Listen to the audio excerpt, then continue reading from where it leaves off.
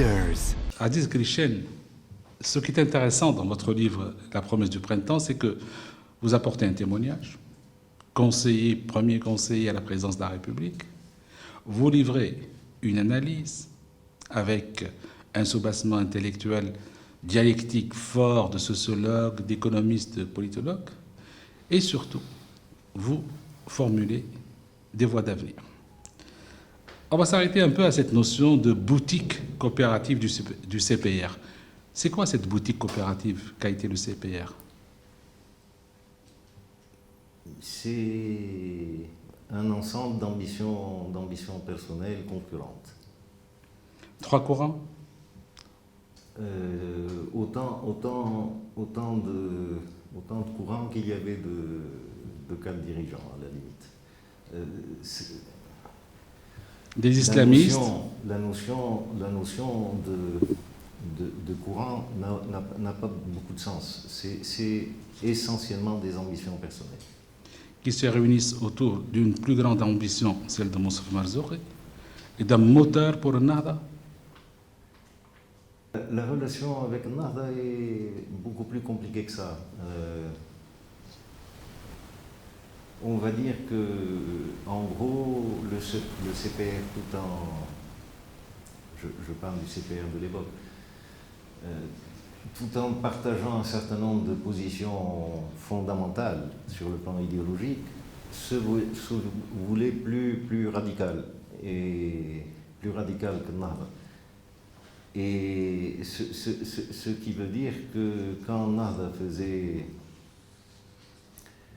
une bêtise, le CPR en faisait 3, parce qu'il était plus radical. Donc c'était ça, une boutique coopérative qui voulait être plus radicale que les radicaux. Et qui voulait être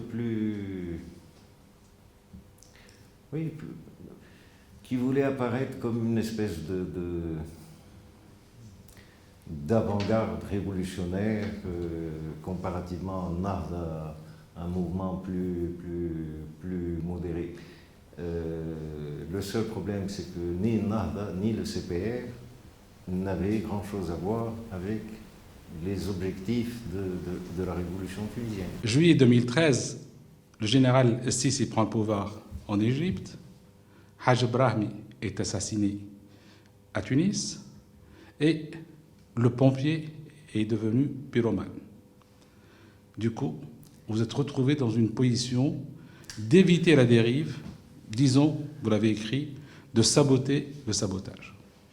Quand le coup d'État de Sisi se produit donc le 3 juillet 2013, en Tunisie, la situation est extrêmement tendue. La bipolarisation avait pris des proportions d'une grande gravité. Après l'assassinat donc après le coup d'État, la tension idéologique s'était aiguisée en Tunisie, et deux ou 3 semaines après le 25 juillet, assassinat de Brahmi, là c'est quasiment l'explosion. Et on va voir se dessiner 2 tendances extrêmement dangereuses en Tunisie. Au niveau de l'opposition, il y a une espèce de rassemblement de tout le monde, notamment du Front populaire et de l'UPT de Qaïd Sebsi. Ensemble, ils forment le Front de salut national, et ils se lancent dans une espèce de politique complètement irresponsable, complètement aventuriste. Les points principaux: on ne reconnaît plus les instances issues des élections, donc l'Assemblée, le gouvernement, toutes les institutions issues des élections de 2011. Et il y a même des appels à l'armée,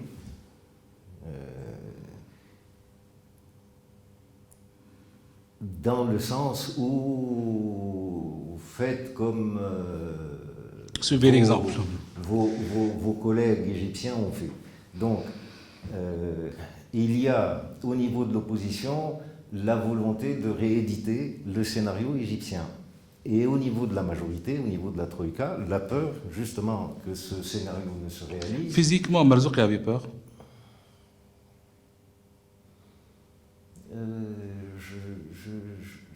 Je ne sais pas, et de toute façon, je ne réponds pas à ce genre de questions. Je ne parle de Marzouki à aucun moment dans mon livre, et je n'en parle pas beaucoup, hein, même si depuis le début de cette interview, on ne parle que de ça. Mais je ne porte aucun jugement sur lui en tant que personne. Je ne parle que de ses positions politiques.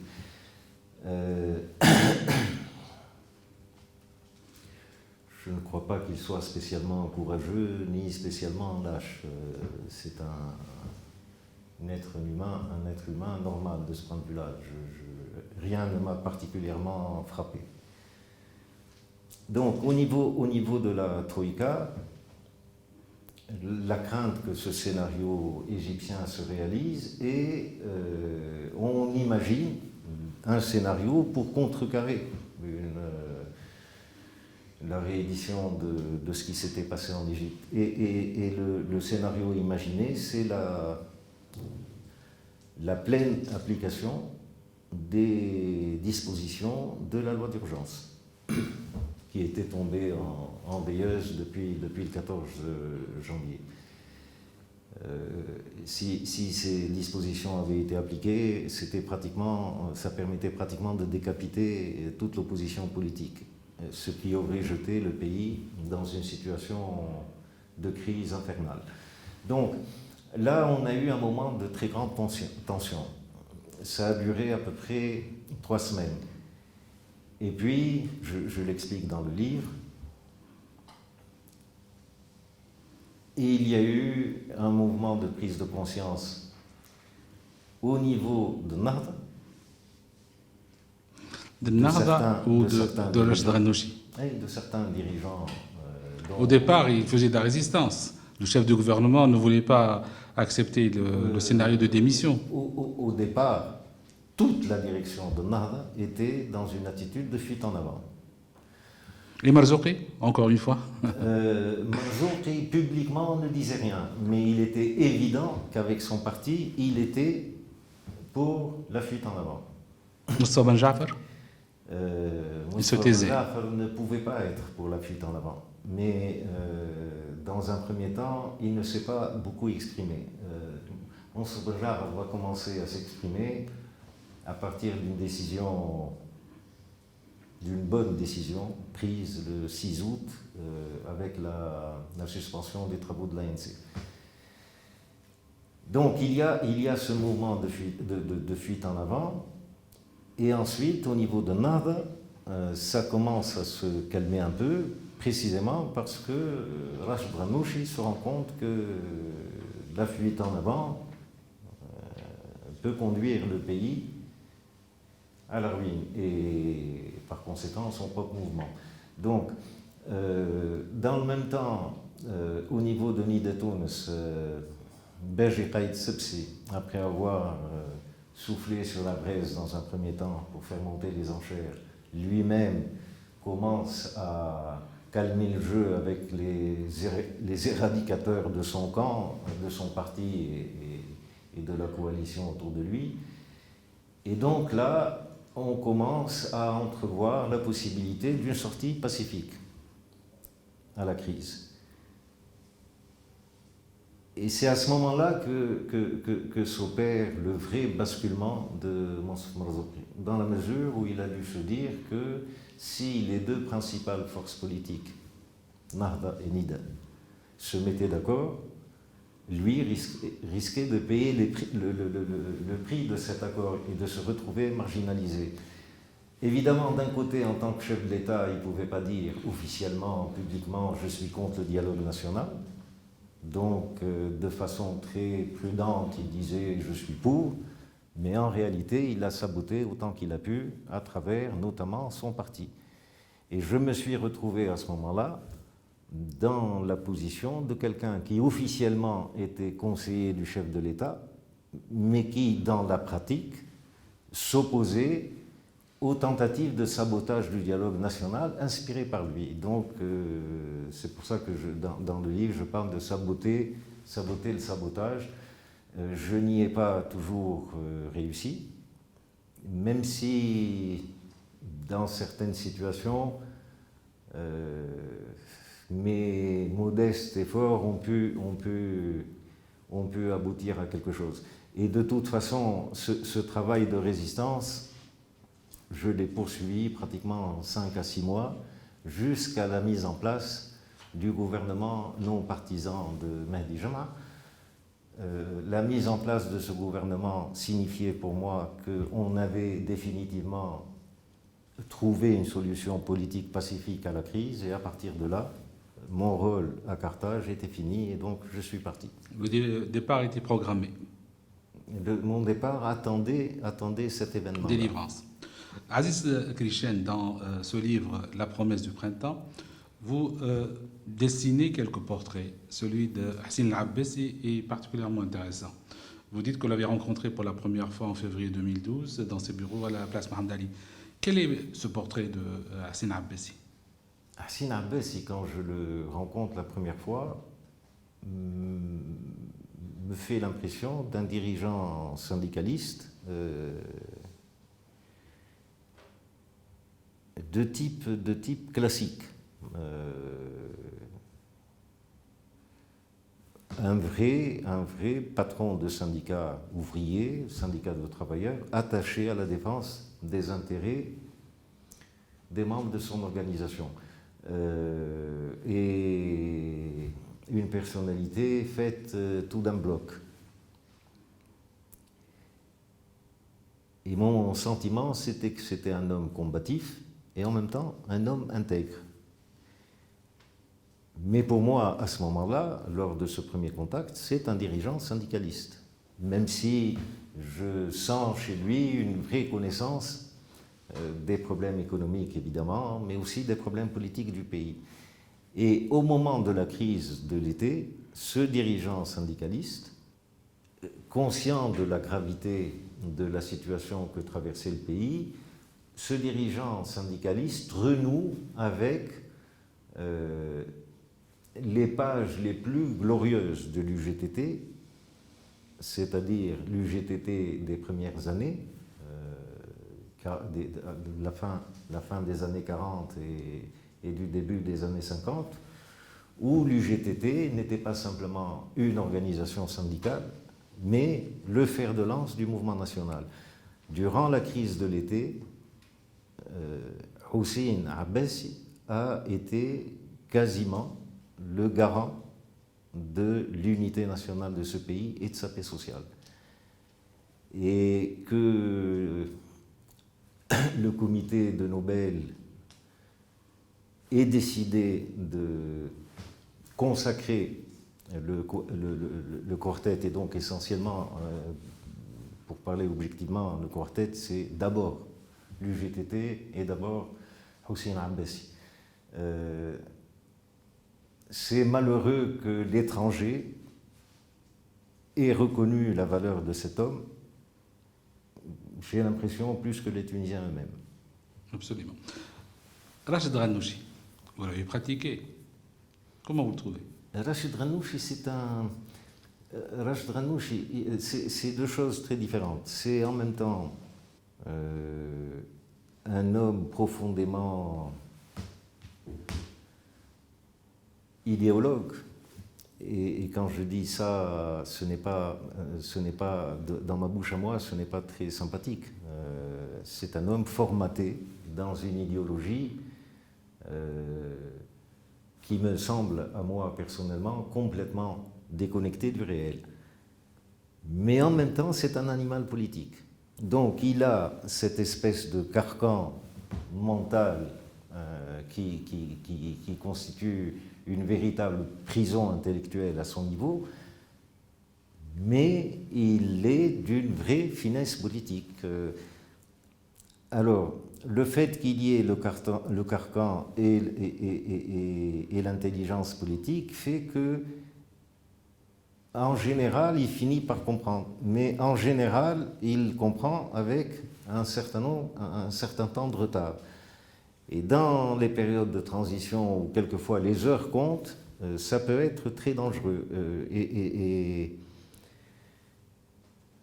à mon avis, au moment de la crise de l'été, bon, qu'il ait fini par comprendre, ça a Parmi été les ça. premiers au sein de Nahda, Oui, mais pas parmi les premiers au sein de la Troïka, ni parmi les premiers au sein du pays.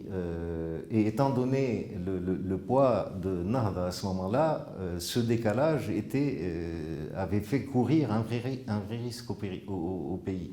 Bon, on s'en est sorti. Mais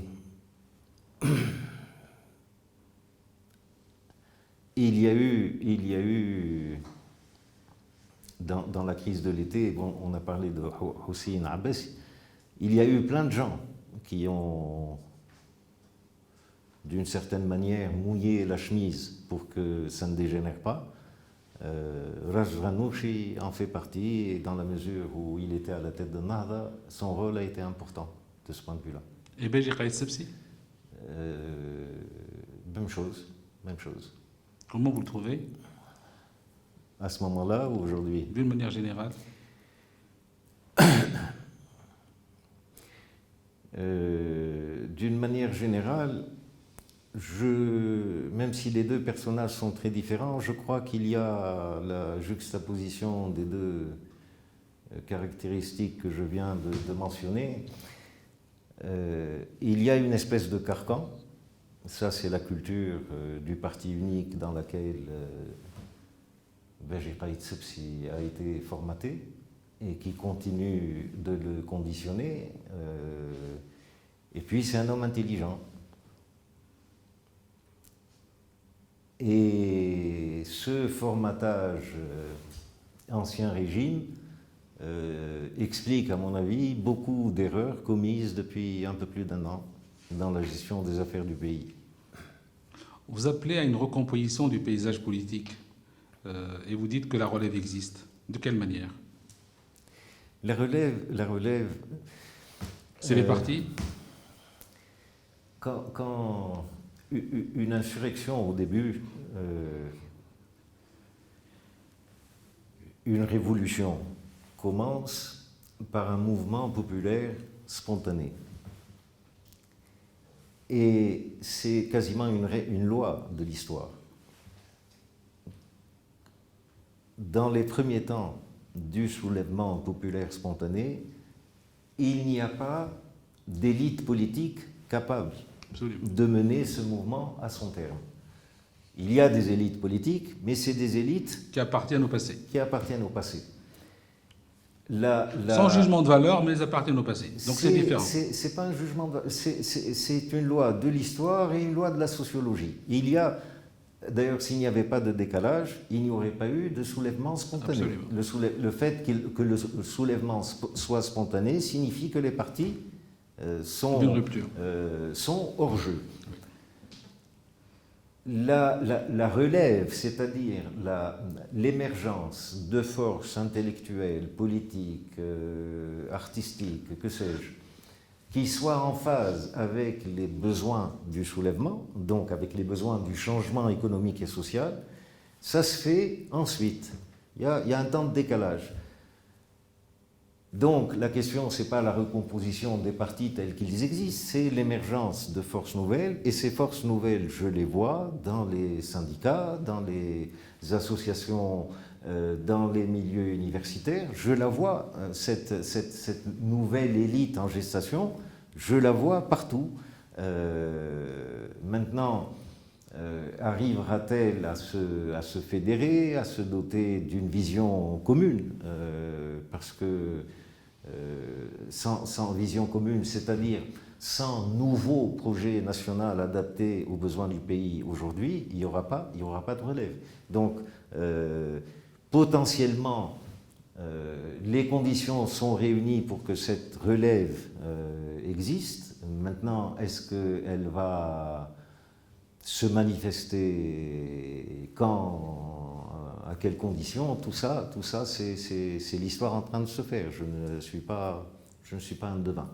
Aziz Mais Kalishen, j'appelle ça de mes voeux. vous avez essayé quand même de les aider en leur fournissant quelques propositions. Vous appelez à franchir la paysannerie, à intégrer le peuple des quartiers périurbains, à respecter la notion du travail, à libérer les entreprises, à avoir une réglementation moins excessivement abusive, à libérer l'accès au marché pour qu'il ne soit pas discriminatoire, à favoriser l'accès au crédit, revoir la politique fiscale. Mais concrètement, aujourd'hui, quel serait le déclic de tout cela? Pensez-vous que seul un commandement politique fort, unifié, est capable d'avoir cette autorité nécessaire pour tout activer? Il faut un pouvoir politique fort, c'est absolument évident. Et nous avons malheureusement aujourd'hui un pouvoir politique faible, et en particulier un gouvernement faible, sans autorité et sans vision. L'Assemblée, il suffit de voir, elle n'exerce pas. L'Assemblée, normalement, c'est la première instance constitutionnelle, mais dans les faits, on la voit très rarement manifester son existence depuis plus d'1 an. Donc il faut un gouvernement fort. Et une présidence de la République?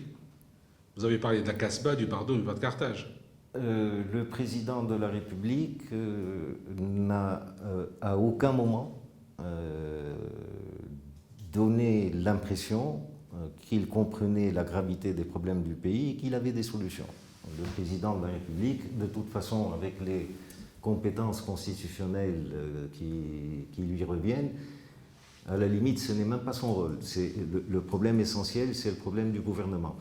Mais le président de la République apparaît, comme les autres instances, assez, lui aussi, en décalage par rapport aux besoins du pays. Donc, il faut un gouvernement fort. Et puis,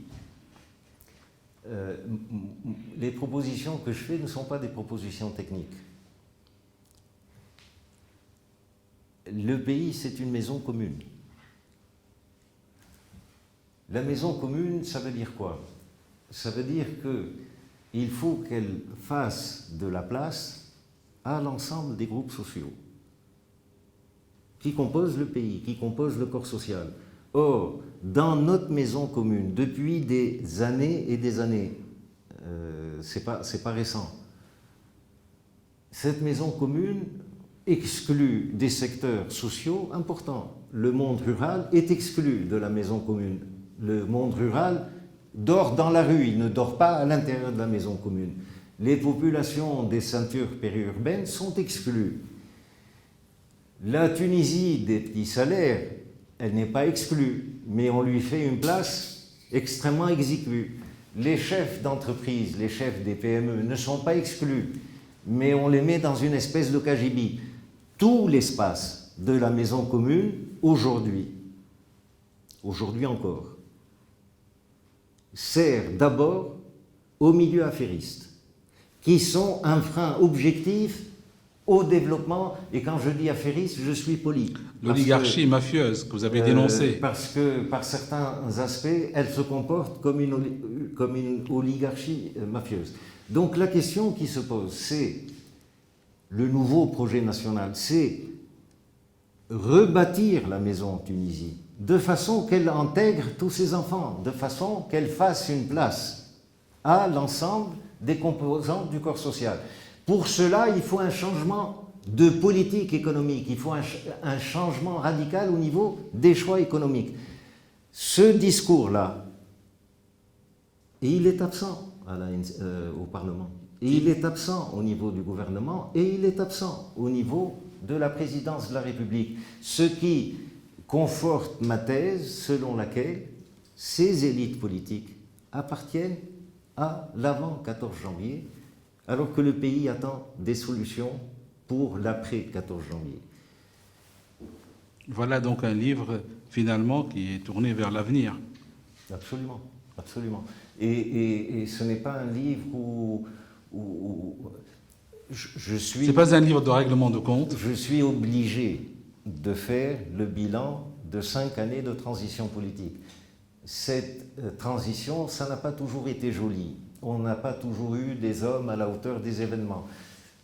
J'en parle, et j'essaie d'en parler de la manière la plus objective, la plus détachée possible. Mais fondamentalement, sur un plan personnel, ce n'est pas ça qui m'intéresse. Ce qui m'intéresse, c'est demain. Et vous êtes confiant dans l'avenir? Absolument. Absolument. Aziz Krishen, on va lire le livre, on va le relire et on va le faire lire. Aïch. Merci. Leaders.